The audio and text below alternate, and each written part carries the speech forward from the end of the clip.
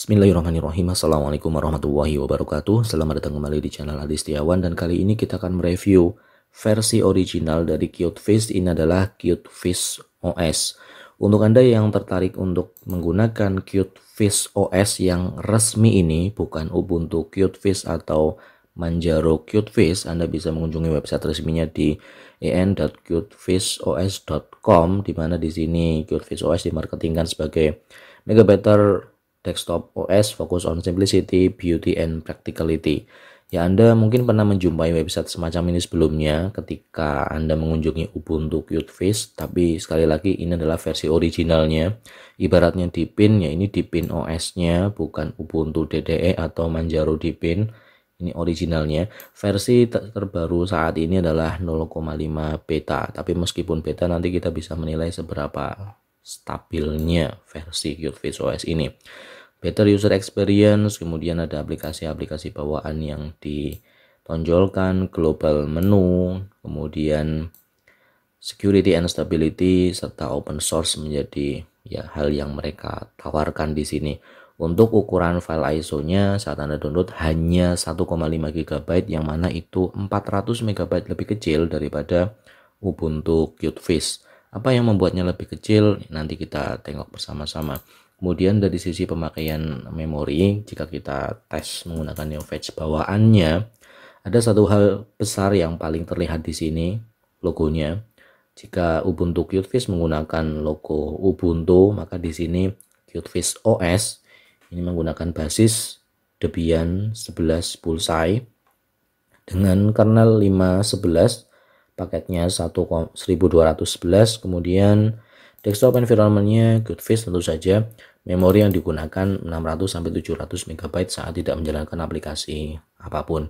Jadi secara kestabilan mestinya dengan menggunakan Debian ini lebih bagus, tapi ya ini versi Debian 11 ya, versi 5.10 kernelnya juga sudah teruji, harusnya ini versi kernel LTS kalau tidak salah, jadi tidak ada masalah. Kemudian untuk icon scroll dan terminal yang Anda lihat ini adalah QtFish terminal, bukan terminal yang mengambil dari desktop environment yang lain. Dari sisi user interface secara keseluruhan, di sini tentu Anda familiar kalau QtFish OS ini memiliki pendekatan tampilan ala-ala Mac OS, dan ya bisa menjadi padanan untuk elementary OS. Di bagian kiri atas ini tidak ada apapun saat ini. Kemudian di sebelah kanan hanya ada input method, speaker, baterai, dan jam, bahkan kalender saja. Ini di mana kalendernya? Oke, kemudian di bagian bawah ada dock, lalu klik kanan Anda bisa melakukan change background dan properties. Untuk mengakses start menunya seperti apa, Anda bisa menggunakan launcher yang ada di dock ini. Dan disinilah salah satu perbedaan terbesar yang ada di QtFish OS dengan Ubuntu QtFish yang 400 MB itu. Secara aplikasi, di sini akan terlihat bahwa aplikasi bawaan QtFish OS ini lebih minimalis daripada Ubuntu QtFish yang ya menurut saya agak sedikit duplikat. Ada beberapa aplikasi yang fungsinya sama di bawah di sana, tapi di sini ya satu aplikasi satu fungsi, fokus, tidak ada dua text editor yang sama-sama untuk text editor di bawah. Ya, yang pertama Archive Manager, tentu saja untuk ya pengelolaan arsip, zip, rar, dan sebagainya. Kalkulator dengan desain tampilan yang flat seperti ini ala-ala QtFish tentunya. Kemudian salah satu hal yang menarik di sini tidak membawa Mozilla Firefox by default, tapi menggunakan Chromium web browser. Ya, Anda ibaratkan saja Google Chrome tanpa embel-embel Google, seperti itu.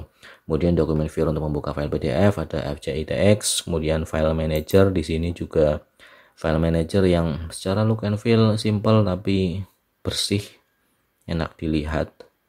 Ya meskipun secara fungsionalitas mungkin masih belum selengkap file manager yang lebih mapan, ya, tapi tentu saja sudah sangat cukup untuk sehari-hari.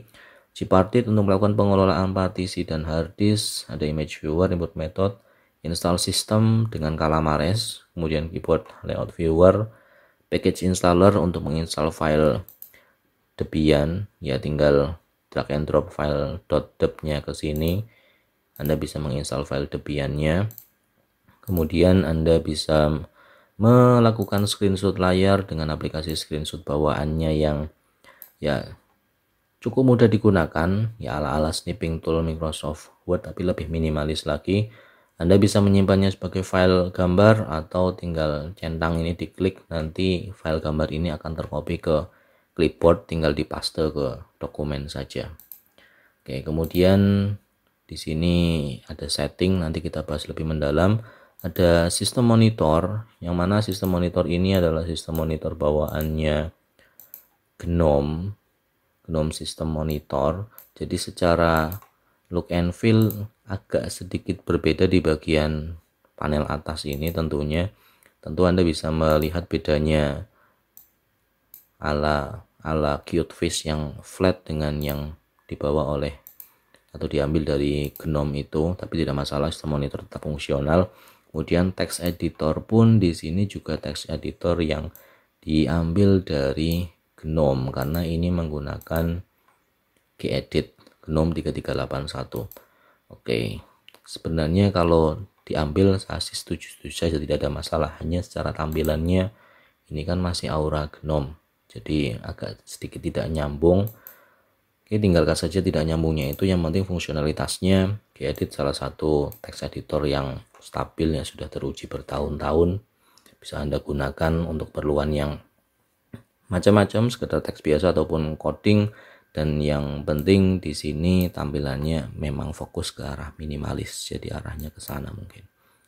Ya, kemudian ada video player yang ya secara tampilan juga masih simpel-simpel saja seperti ini. Oke, playlist empty dan semacamnya. Kemudian dari sisi personalisasinya seperti apa? Kalau melihat tampilan layarnya seperti ini, minimalis memang. Di bagian setting juga pengaturan yang bisa dilakukan untuk di bagian tampilan personalisasinya hanya ada mode theme, light and dark. Tapi meskipun kesannya hanya light and dark, fitur semacam ini baru muncul di Elementary OS 6 nih. Dan di sini rasanya lebih smooth, lebih teruji, padahal ini masih versi beta. Oke, termasuk wallpapernya bisa kita dim, sistem efek bisa kita enable disable, minimize animationnya bisa kita atur, color accent yang sama seperti yang ada di Elementary OS juga ada di sini. Ya, suka-suka mood Anda saat ini apa. Kemudian untuk font, general font harusnya bisa diganti nanti. Fix font size-nya small ya, biar lebih luas lagi rasanya. Kita set yang small, defaultnya juga small. Untuk wallpaper, ya ini wallpaper QtFace standar seperti ini, bisa Anda sesuaikan saja. Kemudian untuk dock, Anda bisa melakukan positioning di layar, docknya mau tampil di bagian mana, di bagian kiri, bawah, atau kanan. Kemudian ukurannya pun bisa kita atur jadi small, medium, large, huge. Display mode-nya always show, always hide, atau smart hide. Oke, kemudian sisanya ini informasi standar saja, pengaturan baterai dan sebagainya.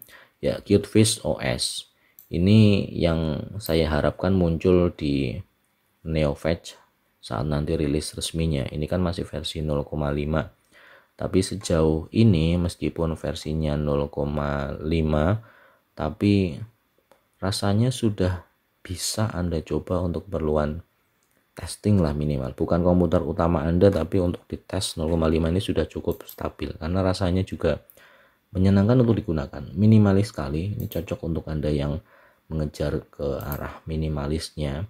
Filenya kecil, paket aplikasinya sedikit, dan fokus saja. Tentu Anda bisa menambahkan aplikasi yang lain dengan cara menggunakan package installer ini, atau tentu saja karena menggunakan basis Debian, Anda tinggal melakukan sudo apt update, kemudian sudo apt install misalnya Inkscape. Ini harusnya update dulu. Ya, seperti itu. Karena di sini kita tidak menjumpai adanya software manager standar Synaptic, tidak ada. Ya, hanya ada package manager. Tentu caranya saat ini baru seperti itu. Tapi tidak masalah. Yang penting fokusnya minimalis, aplikasi sedikit tapi fungsional kan lebih bagus. Ya, itu menurut saya sih.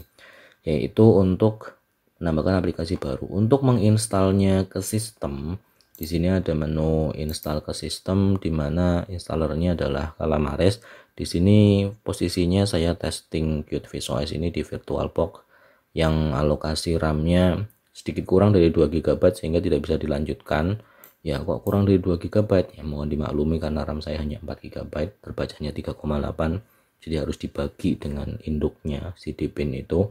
Tapi secara umum proses instalasi menggunakan Calamares ini sama seperti instalasi yang ada di Calamares yang lain, di Manjaro dan sebagainya. Anda pernah menggunakan Manjaro, installnya Anda bisa menggunakan ini juga. Pengaturan lokasi saja, keyboard ini tinggal next partisi. Yang ini Anda perlu membuat partisi baru, basically membuat root dan swipe, kemudian membuat pengguna baru. Sudah, proses instalasinya hanya seperti itu. Ya, di sini masih versi 0,5, jadi ya ini Ahref apa, ini belum dimodifikasi lebih lanjut, tapi ya ini adalah Calamares yang Anda kenal.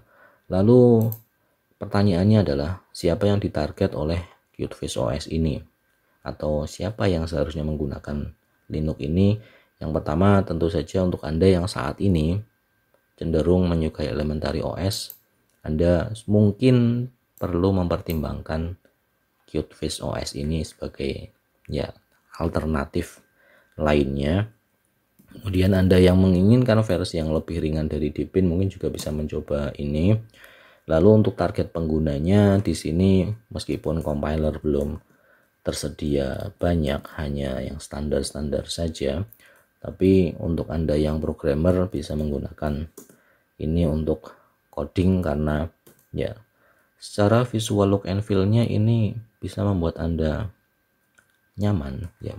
Kalau saya pribadi saya merasa nyaman menggunakan ini, meskipun untuk pemakaian sehari-hari saya belum terpikirkan menggunakan QtFish. Sudah nyaman di Deepin yang memang ya sudah lebih dulu muncul, sudah teruji kestabilannya selama 1 tahun di laptop saya, jadi saya belum bisa menggunakan ini untuk daily driver.